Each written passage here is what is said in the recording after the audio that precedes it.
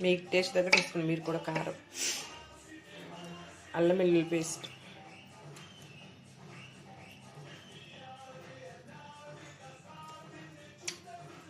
Fish కొంచెం ఎక్కువ పడుతుందండి. ఉల్లిపాయ, ఆనియన్ మరి మెత్తగా పేస్ట్లా చేసుకోబాకండి. ముక్కలైనా వేసుకోవచ్చు. నేను ఇలా వేసుకుంటున్నాను. ఇలా అయితే గ్రేవీ ఉంటుంది.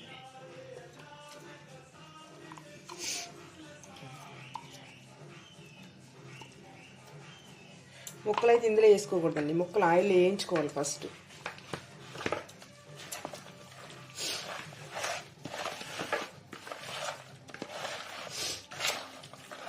తలకాయలు కూడా వేసుకోవాలి. దీని సూప్ మనకి మంచిది. ఎలా అంటే తినపోయినా వేసుకొని తర్వాత పడేసేయండి సూప్ దిగాక.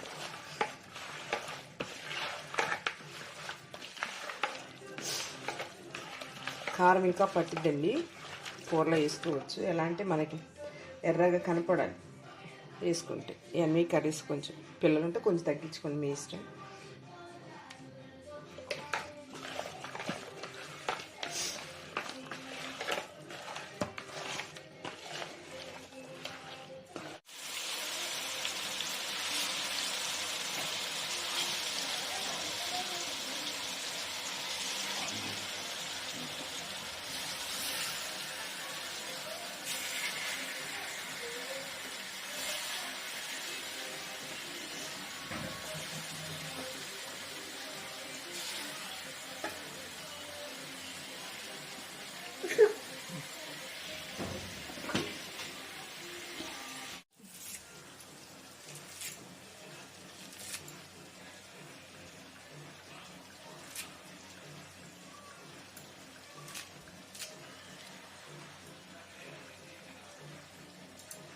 చింతపండు నానబెడుతున్నాను.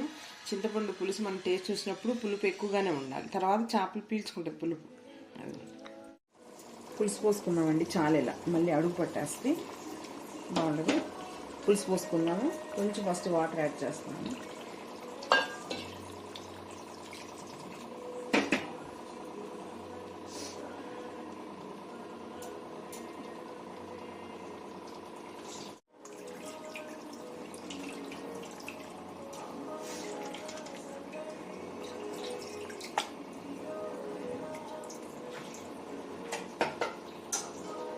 ఇలా అనండి, గరిటె పెట్టి అనొద్దు.